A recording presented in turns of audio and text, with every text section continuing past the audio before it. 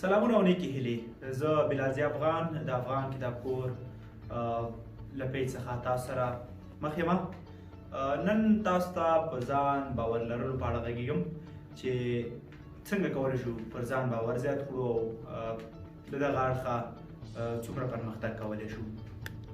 نن سبا اکثره ځوانان که وګورو نو دوی دولتي بستونو باندې مقرریږي او هر یو یې دا هیله او توقع لري چې له دې مخکې لاړ شي، پرمختګ وکړي او په ټولنه کې منل شوی شخصیت واوسي. خو متاسفانه دوی ټول دغه هیلې ته نه رسیږي. اکثره یې حتی پکې خپلې وظیفې هم له لاسه ورکوي. په څه دلیل؟ راځئ یوه خبره ده، موږ ټول هڅه نه کوو، یوازې هیله لرو. کله چې موږ هڅه وکړو او موږ په ځان دا باور ولرو چې هو موږ یې کولی شو، نو مخکې تللی شو.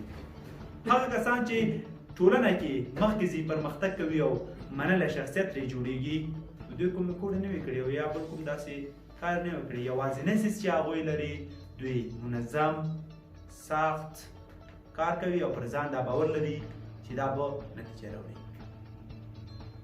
هیله لرل تنها بسنه نه کوي، د دې لپاره عمل کې هم کار پکار دی. که چېرته زه دا هیله ولرم چې زه د یو وخت د دولت لوړپوړی چارواکی اوسم، د دې لپاره پکار دی چې زه منظم درس ووایم، منظمه مطالعه وکړم او د حالاتو سره په کتو باندې مخکې لاړ شم. نو د دې اړخه یو بل ښه مثال دا ورکولی شو. کله چې تاسو دیوال ته پورته کیږئ نو حتما زینې ته اړتیا لرئ. که تاسو چېرته زینه ونه لرئ نو پورته کیدای شئ؟ جواب مو حتما نه دی. نو مهمه ده چې زینه پیدا کړئ او بیا مخکې لاړ شئ. نو د پرمختګ لپاره هم همدا شان پر ځان باور پیدا کړئ، نو بیا به هله مخکې ځئ. کله چې تاسو پر ځان باور نه، په خپلو وړتیاو باور ونه لرئ، په همدې وړتیاو مو کار ونه کړئ، دا برابرسیره نه کړئ، نو پرمختګ مو ناممکن دی.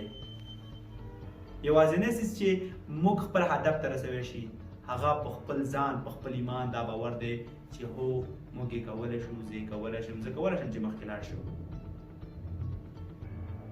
باور وکړئ، پر ځان باور درلودل، پر ځان دا یقین درلودل چې تاسو مخکې تللی شئ، حتما به پرمختګ کوئ. قوي هوډ او قوي ایمان حتی غرونه لړزوي.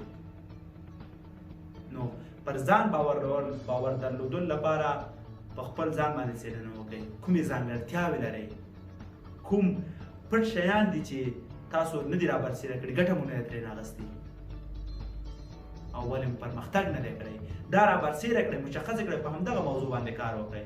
نو انشاءالله حتما به یو ورځ د دغه نتیجه وګورئ.